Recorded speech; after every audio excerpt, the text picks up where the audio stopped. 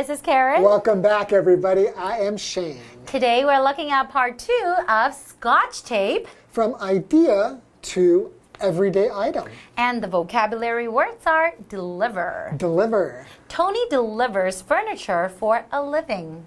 Various. Various. The restaurant has various dishes that contain no meat. Frustrated. Frustrated. Joanne was feeling frustrated because she couldn't find her missing ring. Uh-oh. Was it a magic ring? I don't know. Solution. Solution. Anne always knows the right solution to our problems. Sample. Sample. Tina didn't like any of the samples that Brandon had chosen. Brandon has bad taste. Okay, so we're still talking about Scotch tape, and we mentioned how it's very, very useful. Yeah. You can use it in so many different ways. Yeah, and so today they're giving us a little bit more background as to how it was invented. So we know that there was a guy, Richard Drew. Oh, good, you're smart. And he worked actually as an engineer. That's right. For 3M. So one day he was in 1925, something like that. So he was delivering some supplies to an auto body, like an auto body repair shop. That's right. And he Fix cars. A place that fixes cars. And he noticed that they were using really sticky glues, or maybe that the adhesive or the tapes they were using were just too sticky. So it would peel the paint off the cars when they took the sticky stuff off. And then the painters would get really frustrated because that means they have to start everything all over again. So he said, don't you worry, I will come back with a solution. That's right. And over time, he got it right. And that's how we got Scotch tape. Wow, it's so amazing. I knew a boy once when I was in about 3rd grade, and he broke his glasses. Okay. And he used Scotch tape to tape the glasses back together. Oh. And he wore those glasses for the rest of the year. No way. I don't think his family had a lot of money, but it worked. Okay, I guess that's a solution too. He didn't look too cool, but hey, good for you. You and fixed the problem. he can still see because it's clear. Yeah, thank God for Scotch tape. I know. Thank you, Scotch tape. Scotch tape, from idea to everyday item. The story of Scotch tape starts in the 1920s. Richard Drew was an engineer for 3M, Scotch tape's manufacturer. One day, he was delivering supplies to an auto body shop. The painters there used various glues or extremely sticky tapes to mask off parts of the car body that were not to be painted.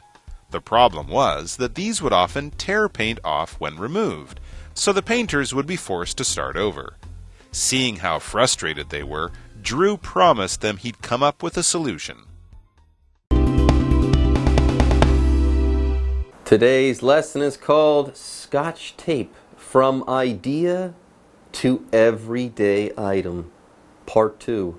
Hello everyone, my name is Jeff. And I'm Mike. And yes, Scotch tape, it's very useful. It's originally designed to mark off areas for people painting cars. But then, of course, people discovered, especially in the 1930s, that Scotch tape was useful for so much more. From fixing eggs to fixing clothing.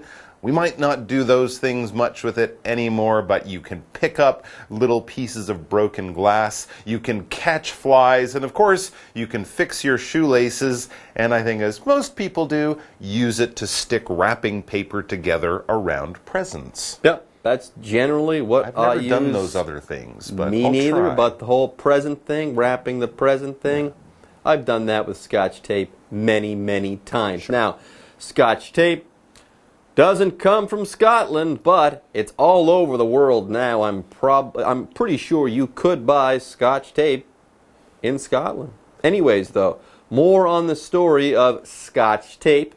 It comes from America, remember? Now, the story of Scotch tape starts in the 1920s in America. Richard Drew was an engineer for 3M, and I believe that company still exists. Okay, he was an engineer at this company, Scotch Tape's manufacturer. Okay. And I think that this guy, Drew, he got to thinking. Okay, yeah. He got to thinking. Yeah, he had a problem. He wanted to find a solution to this problem. 3M, they make sort of things around the office, things around the home, things with chemicals, one of those companies that make so much interesting stuff, but they design things to fix problems people have. And it says one day he was delivering supplies to an auto body shop. All right, so Richard Drew was working for this big company, 3M, and one of his jobs that day was to bring things from the factory, the place where he worked, to a client, to a customer who was buying this product. And when you deliver something, this verb, it basically means you're bringing something somewhere as a service, right? We have those food delivery companies, Uber Eats or things like that. They don't make the food, they just bring the food from the restaurant to your home. So it's FedEx, of course, UPS, the post office will deliver mail to your home. Or you might even do it, not as a business, but you know, if your friend is sick, you might pick up some food or some supplies and bring them over, deliver those things to their house. Bring it over as a service or to help out or something like that. Here's Tony. You know what Tony does? Tony delivers furniture for a living. He might not even make the furniture, but he gets it from the furniture store. I imagine he has a big truck, and if you buy it, he'll bring it over to your house. Good old Tony with his truck. Fantastic. Yeah. Anyways. So he's delivering stuff to an auto body shop. They would fix cars and stuff. Mm-hmm. Yep. Okay. And the painters there used various glues or extremely sticky tapes to mask off parts of the car body that were not to be painted. They were using so-called masking tape. But they were also using various glues and Sounds sticky and difficult and messy. Maybe that whole process could be streamlined. Anyways, before we get to that, let's go ahead and talk about the word various. When we're talking about various things, we're talking about many different types of things. If you have various items, you have a variety of those items, many different things. Like, let's say you go to a good restaurant, they might have a lot to eat there on the menu, a wide variety of dishes that you could choose from. You could eat anything under the sun for the most part. Yep. That's a menu with various entries, many things you can eat on it. For example, the restaurant has various dishes that contain no meat. So there you go. On that menu there, you can still get pretty much anything under the sun, but without meat. Interesting. So not just one salad, lots of different types of salad. Oh man, many. None of them have meat. All right, so they were using all these different products to mask off or to, you know, make these nice straight lines on the side of the car where the paint would be different colors. You don't want to paint it with your hand because your hand shakes and the line gets all ugly. So you use tape, but they were using many different things. And the problem was that these glues and tapes that they were using, the problem was that these would often tear paint off when removed. So the painters would be forced to start over. The glues and tapes they used were too sticky. It was ripping off the dried paint, making it all ugly again, and you had to start all over. And this was causing them to feel great emotional problems because they weren't being successful. And Drew knew. Trying hard, but just not getting the results they wanted. Yeah, and Drew knew that he could do better for them. Wow. Yes, seeing how frustrated they were, Drew promised them he'd come up with a solution. Guys, you're frustrated. I get it. Don't worry. I work at 3M. I'm an engineer. I solve problems. I come up with solutions. Anyways, these guys were frustrated. Ah, yeah, when you're frustrated, this adjective means you're upset because you're not having success. You're trying hard to do something, but something always goes wrong, gets in your way. You're not just going to quit and walk away. That might make you happy, but that's not going to get it done. So you keep trying, but you keep not quite reaching your goal, and that feeling is frustration. The feeling that you are having at the moment, you are frustrated. Like Joanne. Oh, did you see Joanne the other day? Steam was coming out of her ears like in the cartoons. Joanne was feeling frustrated because she couldn't find her missing ring. And you know who figured that out? Who figured that out? Richard Drew. Really? Yeah, Did he find it using Scotch tape? Maybe. But for now, let's go ahead and talk about Drew's solution here. A solution is an answer to a problem. Problem meets solution. A solution makes a problem go away. For example, Anne always knows the right solution to our problems, so whenever there is trouble, we go see Anne and she figures stuff out. Yep. All right, folks, with that, it's time for us to take a break, but don't go away. We'll be right back after this. Hello， 大家好，我是 Hanny。Scotch 胶带是20世纪初由美国人 Richard Drew 所发明的。那这个产品起初的目的就是用在汽车要上漆的时候，用来把它遮住不用油漆的部分。那么后来人们为了省钱，就拿这种胶带来修补各式各样的东西。老师在开场的时候用到 originally， 是表达起初、原来、一开始的那种语义。那这个字是拼作 originally。好，那我们今天来看看 Scotch 胶带是怎么被发明出来的。同学们知道 Scotch 胶带的制造商是 3M 吗？那这款胶带的发明人 Richard Drew 就是 3M 的工程师。在1920年代，Richard Drew 某一天呢，把一些用品要运送到一间汽车维修厂。那这时候我们先来看单字 deliver 就可以表达运送、递送，在后面加上 y 变成 delivery 这个名词就可以表达递送的东西或者是递送的意思。好，那么文中有用到这个 auto body shop， 它是指汽车车体的修理厂或者是汽车维修厂。好，我们继续回来讲这个维修厂，在那边的油漆工人啊，他们是用各式各样的胶水或者是非常黏的胶带来遮盖车身不需要油漆的部分。可是问题就在于，当他们把胶带移除的时候，通常会把这个油漆一起撕下来，于是油漆工人就得被迫从头再来了。Richard Drew 看到他们很沮丧，于是就答应他们，他会想出办法来帮他们解决问题，让他们工作可以更有效率。Charles 老师刚刚用到 streamline 这个动词，可以用来表达简化或是使什么效率更高的意思。这个字是拼作 streamline streamline。这边还有3个单字 various 它表示不同种类的或是各式各样的。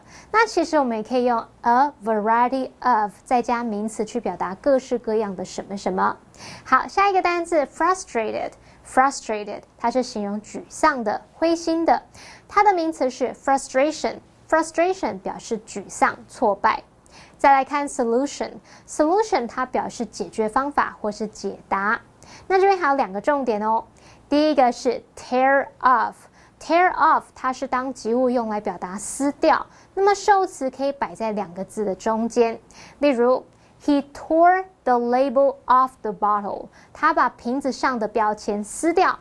那补充一下哦，其实刚刚老师们也有用到 rip off RIP OFF rip off 也可以表达撕掉、扯掉的意思。那其中这个动词 rip 就有撕破、撕裂的语义。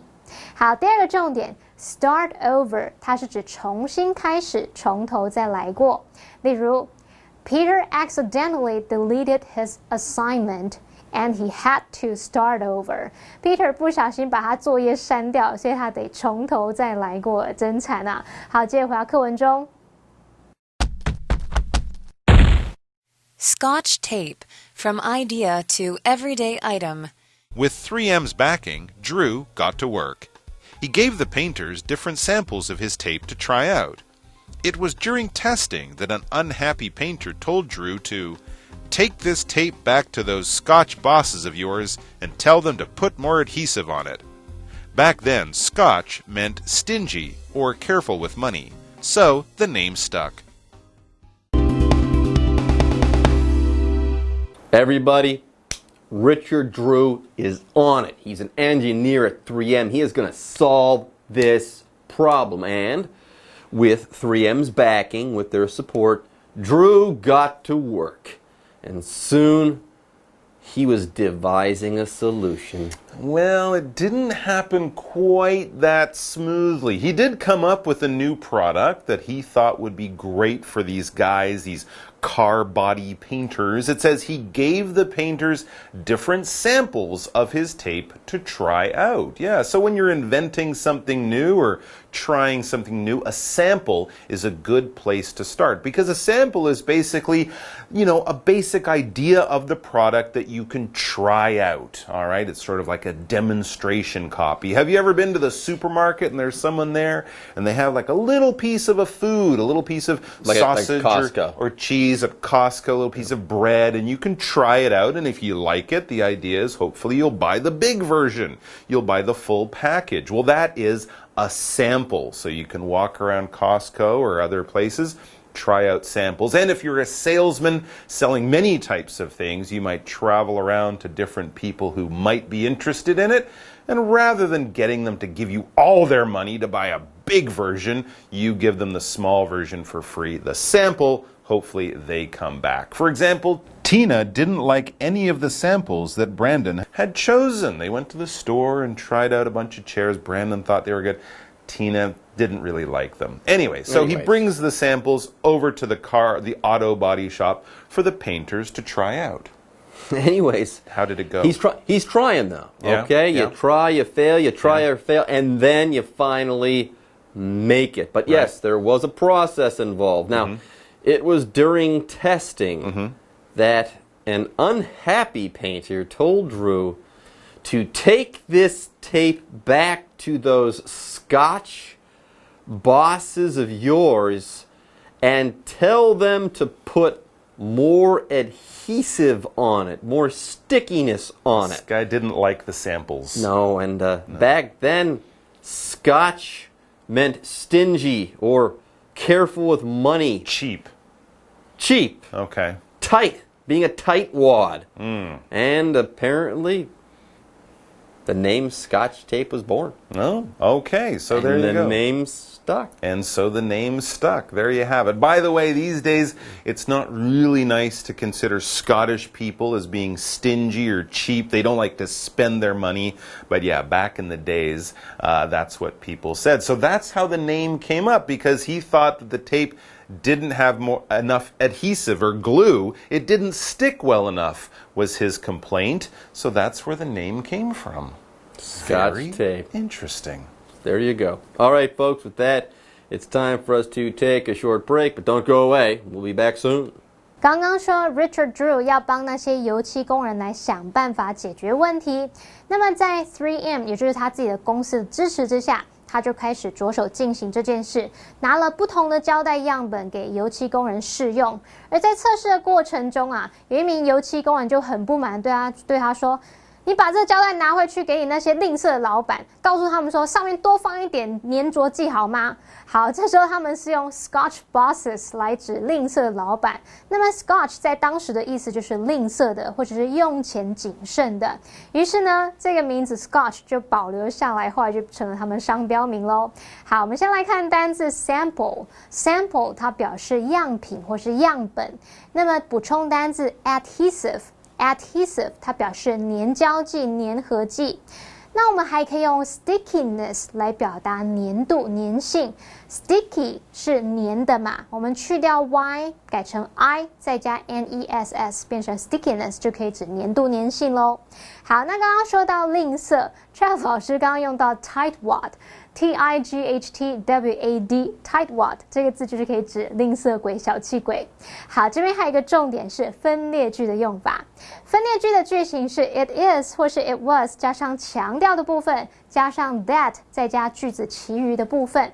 好，那分列句其实就是把你原本句子要强调的部分摆在 it is 和 that 之间，或是 it was 和 that 之间，你要强调的可以是原本句子里面的主词、受词、时间副词或是地方副词等等。然后我们再把原本句子其他的部分摆在 that 之后。好，例如 John proposed to his girlfriend at the French restaurant. John 在那间法式餐厅向女朋友求婚。那如果我们是要强调地方副词，在那间法式餐厅 at the French restaurant， 强调求婚地点是在那边，句子可以改写成 It was at the French restaurant that John proposed to his girlfriend. 好，这句话课文中。Scotch tape, from idea to everyday item. In under a century's time, Scotch tape has gone from an idea in Richard Drew's head to one of the most useful products ever. However you use it, just be sure you don't take it for granted. Okay, folks, let's wrap things up. They added more adhesive to that tape there, and Scotch tape was born. Or at least I hope that's what happened. I hope that painter was happier when Richard Drew brought back the next prototype of Scotch tape. Anyways, though, in under a century's time, Scotch tape has gone from an idea in Richard Drew's head to one of the most useful products ever. There you go. Almost as useful as sliced bread. Almost as useful as sliced bread. And if you drop some sliced bread, you can pick it up using Scotch tape or your hands. But however you use it, Scotch tape, of course, however you use it, just be sure you don't take it for granted. So the next time you see that roll of Scotch tape in your desk drawer and you get it out to fix an egg or wrap a present, give a little thought to Richard Drew and his unhappy car painting clients, but also be happy that Richard Drew came up with such a wonderful, useful product. Say thank you to Absolutely. Scotch tape Do you think whenever you you think had the there's a chance. statue of Richard Drew somewhere we can go and tape some flowers together and put them by as a tribute?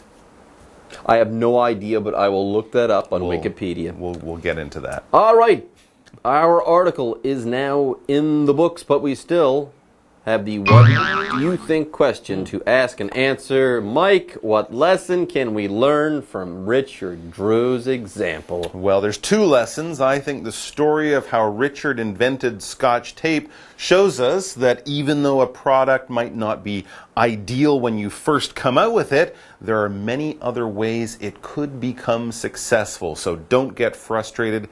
Keep on trying, and you never know when you'll find a solution to a problem. That's lesson one. Lesson two is that people will go to a lot of great effort to fix eggs. If you're reaching for your tape to fix an egg, it shows you really care about that egg. And that's something I didn't know and probably won't ever do. Okay. Yeah, well, it's a lesson.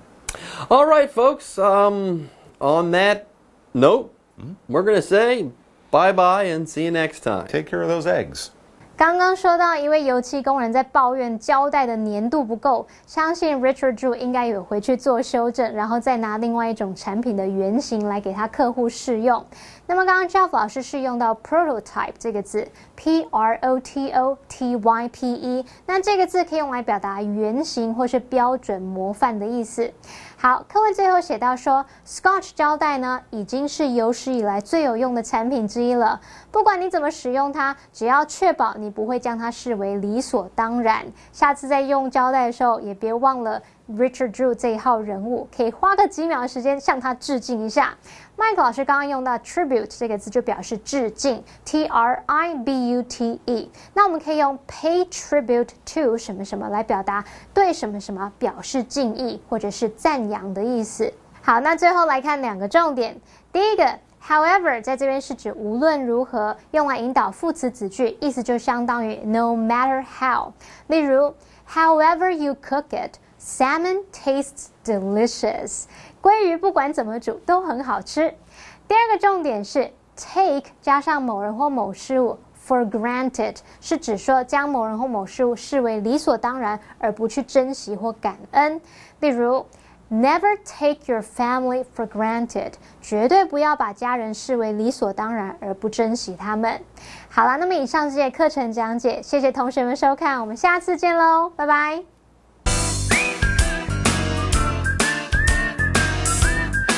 See you next time.